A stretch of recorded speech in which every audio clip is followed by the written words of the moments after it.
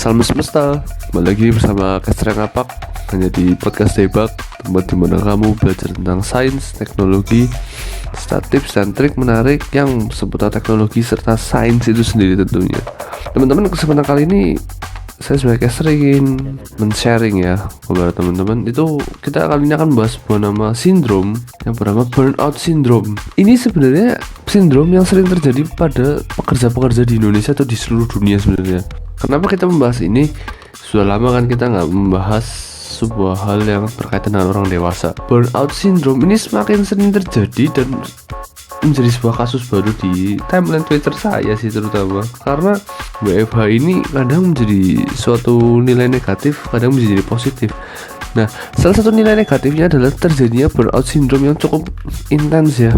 Itulah mengapa saya ingin sharing pada teman-teman apa sih sebenarnya burnout syndrome itu, dimana ini sebenarnya adalah salah satu kondisi stres yang paling berat yang kadang orang-orang nggak tahu. Nih, secara definisi ya, burnout syndrome merupakan salah satu kondisi stres dengan berhubungan melalui pekerjaan sebenarnya kan. Kondisi kesehatan yang satu ini juga dikenal occupation burnout atau job burnout. Kondisi ini ditandai dengan kelelahan secara fisik, emosional akibat ekspektasi dan kenyataan karyawan di posisinya tidak berjalan sesuai yang dibayangkan. Ya, intinya ekspektasi lagi kan, kembali ke otak lagi kan, kembali lagi ke keinginan.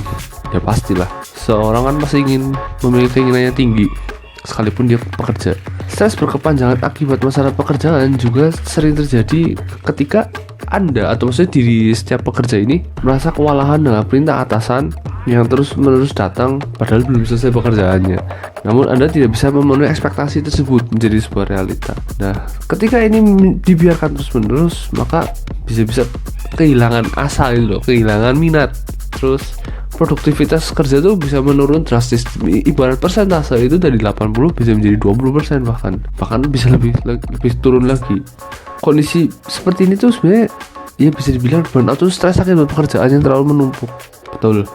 Apalagi di Indonesia kan sedang terjadi yang namanya demo-demo akibat, ya itulah susah, tak perlu disebut lah ya. Ada beberapa penyebabnya nih. Kita harus ketahui dulu juga penyebab-penyebabnya.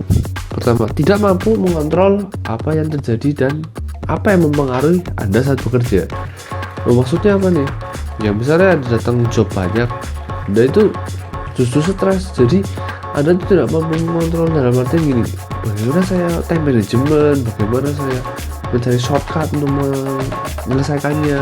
Jadi hal itu mempengaruhi fisik dan pikiran seseorang tersebut. Yang pertama, bayangan tentang pekerjaan tidak jelas. Kadang ya sebagai atasan seringkali dihadapkan dengan namanya perintah-perintah yang absurd atau yang ini sebenarnya inginnya seperti apa gitu loh. Sedangkan sebagai pekerja kadang sering bertanya seperti itu. Itu sering tuh. Terus dinamika di tempat kerja. Ya dinamika itu ya seperti ada ejekan atau Anda itu merasa diasingkan, Anda merasa sulit beradaptasi. Ya banyak lah. Itu seperti itu dinamika. Pekerjaan yang monoton. Iya, kadang pekerjaan monoton tuh jadi suatu masalah. Tapi kalau terlalu dinamis juga bisa menjadi kelelahan. Nah, susah kan? Kayak itu bagaimana? Ya itu kembali ke porsi diri masing-masing pekerja. Karena ada pekerja yang sukanya dengan pekerjaannya seperti itu aja ada. Ada yang menyukai tantangan, setiap harus ada tantangan baru, ada juga yang seperti itu. Terus tidak ada dukungan sosial. Ya mungkin ini karena WFH kan jadi mengisolasi diri banget ya, jadi nggak ada ya, ibarat ansos lah, jadi sedikit ansos. Ini juga bisa menjadi stres karena orang itu kan sebenarnya pada dasarnya kan orang tetap butuh yang namanya komunikasi, walaupun hanya 1-2 orang itu kan yang penting bisa bertukar opini atau pikiran lah intinya. Ya tidak ada waktu untuk bersantai, itu bisa juga karena tekanan yang terlalu tinggi. Tekanan ini ya bisa dari pekerjaan itu sendiri tentunya. Dari luar juga bisa, udah dari luar tambah berat, dalam juga berat, jadinya pekerjaan tambah menumpuk.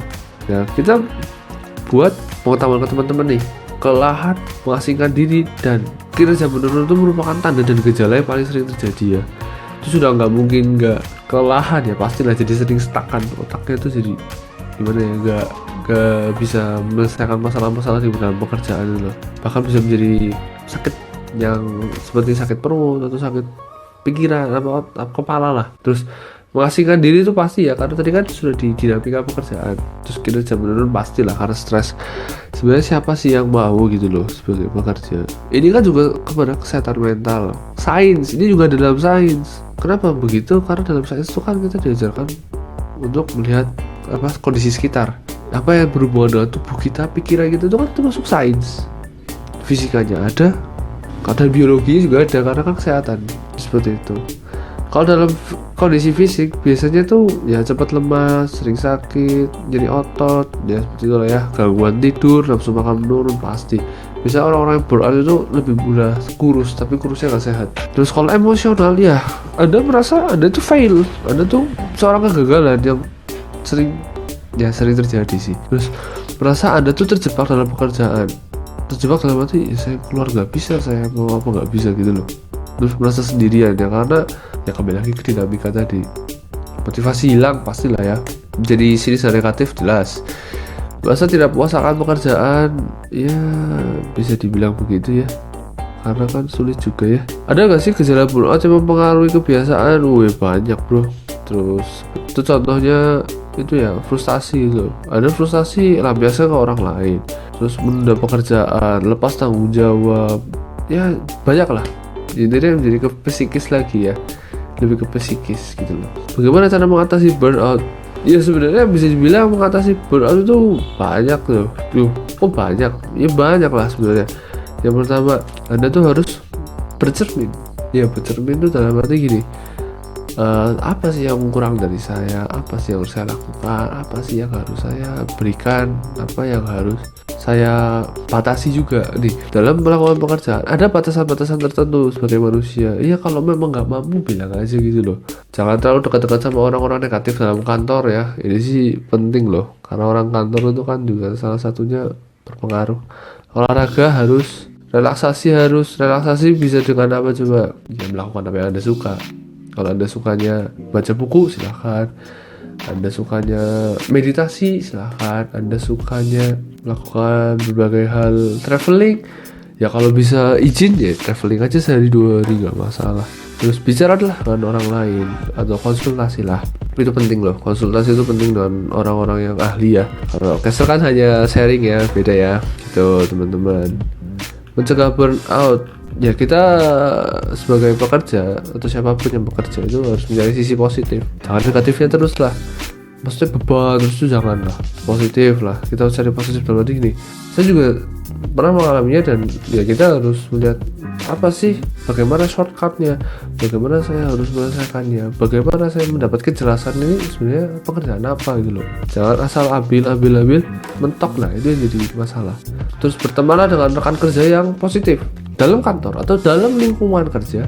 Tidak semua teman-teman dalam kantor atau lingkungan kerja tersebut itu mendukung ya. Jadi kita harus mensaring dengan pintar. Karena jujur ya, ketika Anda cocok dengan A tapi Anda nggak cocok dengan B, ya Anda nggak boleh memaksakan diri gitu loh. Tapi bersikaplah profesional. Profesional bagaimana ya? Anda tetap harus berkomunikasi tapi tidak dengan intensitas tinggi ya, beda ya. Menjaga keseimbangan hidup atau memanfaatkan cuti. Ya betul. Gini, manfaatkan cuti dalam arti ya relax lah. Kalau bisa jangan ambil suatu pekerjaan lah. Tapi terus ada pertanyaan juga yang pernah masuk dan ingin saya jawab secara saya pribadi itu, bagaimana kalau kita lagi cuti tapi bos minta kita tetap bawa laptop ya atau bawa apa ya? Kalau saya tetap akan melakukan pekerjaan tersebut, tapi kadarnya saya turunkan sampai 20%. Ya penting kan saya tetap mengerjakan, yang penting saya tetap mengetahui apa sih yang diminta oleh atasan gitu loh. Terus menjaga keseimbangan hidup jelas lah ya. Ya berkumpul dengan teman-teman, keluarga yang mendukung Anda ya, dalam tanda kutip. Anda mencari kegiatan-kegiatan lain, ya mungkin ya berdonasi lah atau apalah. Itu kan sebenarnya membuat bahagia. Intinya membuat pangkal otak tuh bahagia. Karena dengan bahagia, bahkan sakit aja sampai nggak bisa dirasain kan. Ini kan salah satu penyakit yang absurd sebenarnya, dan ini hanya terjadi pada pekerja rata-rata. Kalau anak-anak sekolah beda lagi. Anak-anak sekolah lebih ke depresi karena ini tugasnya, ini kan beda. Tugasnya kadarnya beda, dan emosional seseorang kan semakin bertambahnya umur semakin berbeda kan. Benar kan yang sudah saya selalu bilang ke siapapun, saya selalu bilang yang namanya bekerja ya hanya nikmat ketika mendapat gaji saja. Setelah itu ya nggak ada nikmatnya sama sekali. Justru banyak lika-likunya, banyak hal-hal barunya sih sebenarnya. Tapi intinya sebagai manusia berpikirlah positif dulu, ya kerjakan yang bisa Anda kerjakan. Ingat satu hal, kesehatan itu yang terpenting sih, dan orang-orang di rumah jauh lebih penting daripada pekerjaan, karena pekerjaan tidak akan memikirkan Anda, tapi Anda memikirkan pekerjaan kan, seperti itu. Oke, mungkin ini saja yang bisa saya sharing tentang burnout syndrome. Sebenarnya cukup menarik ya, saya juga baru tahu ini, ternyata pekerja-pekerja bisa mengalami ini parah lagi, dan banyak banget yang saya lihat di timeline Twitter saya yang seperti itu ya. Dan ini kan termasuk dalam kategori saya. Tipsnya ya tadi, selalu melihat sisi positif, walaupun itu kecil lah, gak apa-apa. Kalau Anda merasa sulit ya sudahlah, bodo amat. Yang penting kalau saya ya sudahlah, bodo amat, tapi saya kerjakan sebisa saya. Kalau nggak bisa ya udah bilang, ya buat apa juga membuang waktu untuk hal yang Anda nggak bisa gitu loh. Oke? Terus selalulah konsultasi, selalulah mencari rekan kerja yang baik. Itu juga penting dalam memberikan ya efek menjadi manusia yang lebih baik lah. Oke, seperti itu teman-teman. Semoga teman-teman suka dengan podcast ini ya, bisa memahami apa yang harusnya saya lakukan gitu loh. Terima kasih sudah mendengar podcast ini. Selalu sayangi orang di rumah dan jaga selalu kesehatan. Sampai jumpa di chapter selanjutnya. Bye bye.